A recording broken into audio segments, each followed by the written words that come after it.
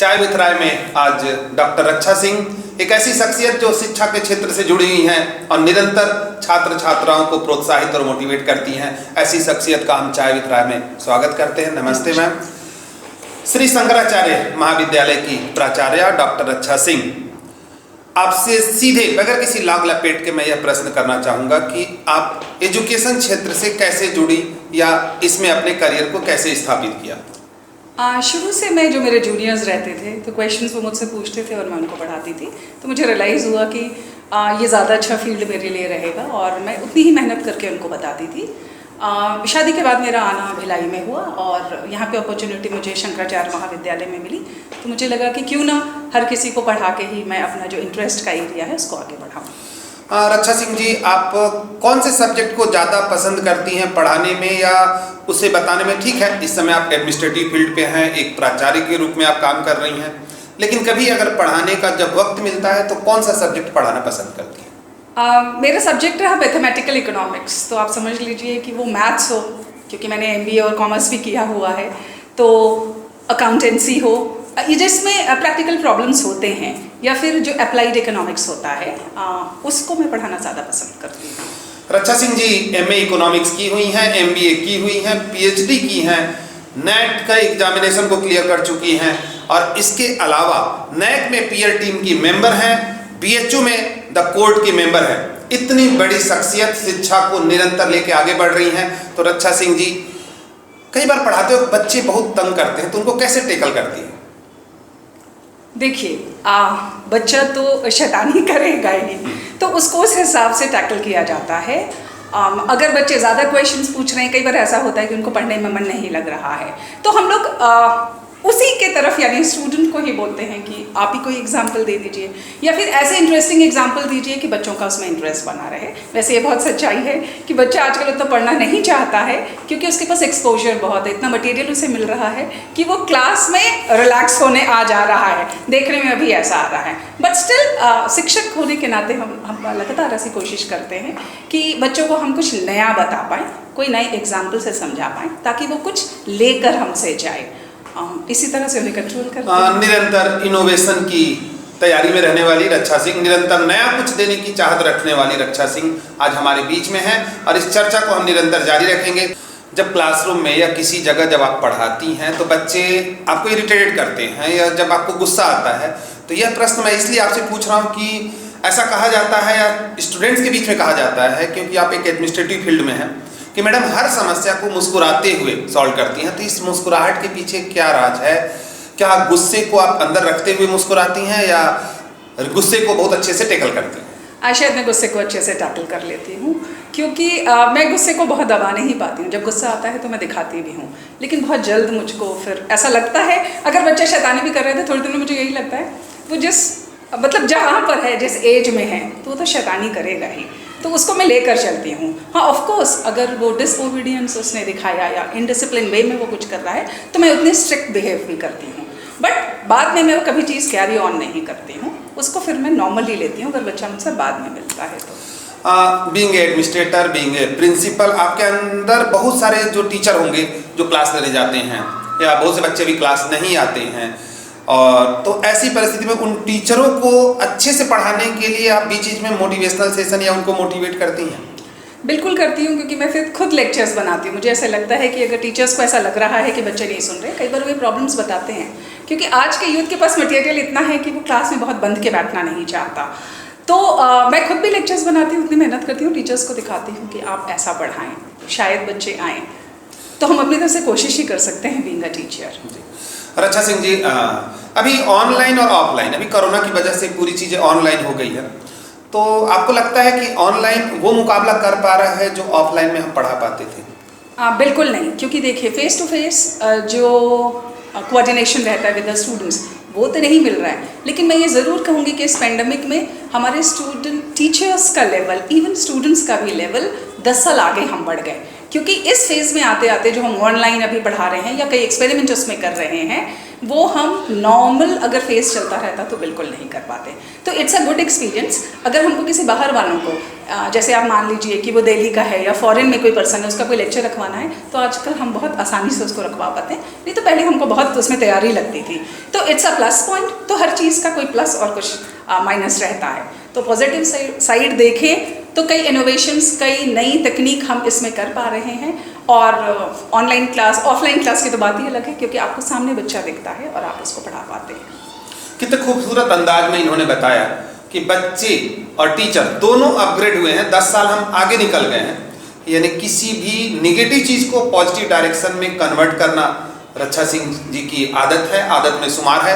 रक्षा सिंह जी, आप कई बार क्लासरूम में या टीचर को आप गाना भी गा लेती हैं, ऐसा मैंने सुना है। तो जो आपको बहुत पसंद है, ऐसा कोई गाना अगर आप सुनाएं या कोई सॉन्ग सुनाएं तो?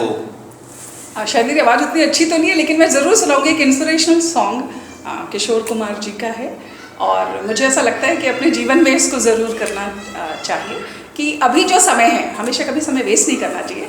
जो समय है उसको ज़रूर यूटिलाइज़ करना चाहिए, ऐसा मैं मानती हूँ। तो मैं 2 पंक्तियाँ उसकी बताती हूँ आपको। जिंदगी के सफ़र में गुजर जाते हैं जो मकाम, वो फिर नहीं आते, वो फिर नहीं आते। क्या बात है, कितने खूबसूरत लाइन। और मैं कहते हैं ना, एक शिक्षक बहुमुखी प्रतिभा का धनी होता है। तो शायद मैं रक्षा सिंह जी के साथ चर्चा करके उस शिक्षक के उस रूप को देख रहा हूँ जो देने की सिर्फ चाहत रखता है, और बच्चों को और छात्रों को और अपने जूनियर को देने की इच्छा के साथ अपनी यात्रा को आगे तय करता है।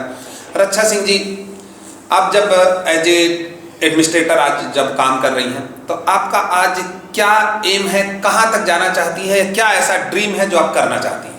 मुझे लगता है कि हम जिस लेवल पे हैं, एवरी ईयर मैं चाहती हूँ कि उससे हम एक नेक्स्ट स्टेप बढ़ें। मतलब आप अगर सोचें तो सीढ़ी ही मेरी इंस्पिरेशन है।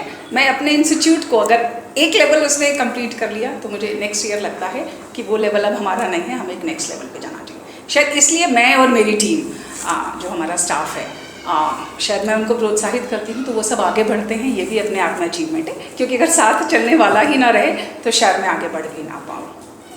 बहुत ही खूबसूरत तरीके से पूरी टीम को लेके अपने इंस्टीट्यूशन ऑर्गेनाइजेशन को आगे बढ़ाने की इच्छा रखने वाली रक्षा सिंह जी, ये चर्चा हम आपके साथ जारी रखेंगे। और इस चर्चा के दौरान मेरा जो अगला प्रश्न है आपसे कि अगर यूथ को 2 खूबसूरत बातें कहनी होगी तो आप क्या कहेंगे? यूथ के लिए मैं ये कहूँगी कि देखिए, यूथ थोड़ा भटक भी रहा है, लेकिन कुछ को आप देखेंगे तो कुछ बहुत कंस्ट्रक्टिव वर्क कर रहे हैं। तो उनके लिए भी मैं 2 पंक्तियाँ बोलना चाहूँगी यूथ के लिए।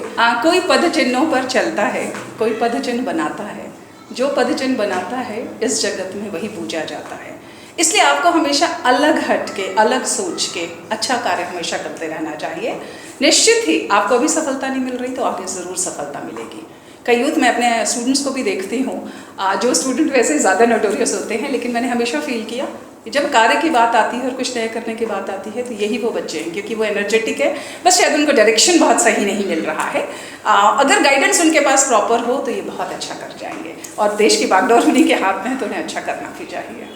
अगर आप शिक्षक नहीं बनती, अगर आप प्राचार्य नहीं बनती, क्योंकि शुरुआत आपने एक शिक्षक के रूप में की, फिर धीरे से एडमिनिस्ट्रेटिव लाइन में गई, अगर आप टीचर नहीं बनती तो क्या बनना चाहती?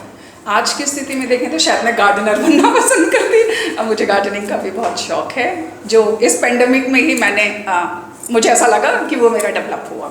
बहुत ही बढ़िया, हरियाली का साथ लेकर आगे चलने वाली रक्षा सिंह जी हैं। रक्षा सिंह जी, अगर मैं फिल्म इंडस्ट्री साइड लेके चलूँ, क्योंकि यूथ के साथ जब कभी कोई टीचर रहता है तो वो कभी कहा जाता है कि कभी भी वो बूढ़ा नहीं होता, हरदम वो बचपने में ही रहता है, हरदम यंग रहता है। आपको कौन सा हीरो पसंद है फिल्म लाइन में? मतलब बहुत सोचना पड़ेगा। अपने टाइम में मैं 12th का अपना, जब मैं 12th में थी उस समय मुझे सलमान खान बहुत पसंद था। अब इतनी मूवीज़ देखना नहीं होता, और मैं आजकल मूवीज़ में हीरो हीरोइन को तो देखती रही हूँ, मैं उसकी थीम को देखती हूँ।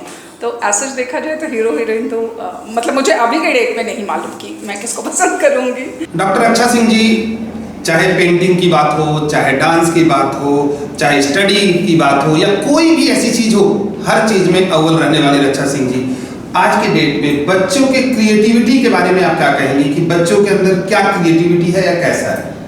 मुझे लगता है वैसे अभी तो लोग ध्यान भी दे रहे हैं, लेकिन कोई भी इनोवेशन बच्चों की तरफ से आता है तो उसको हमेशा वेलकमिंग होना चाहिए।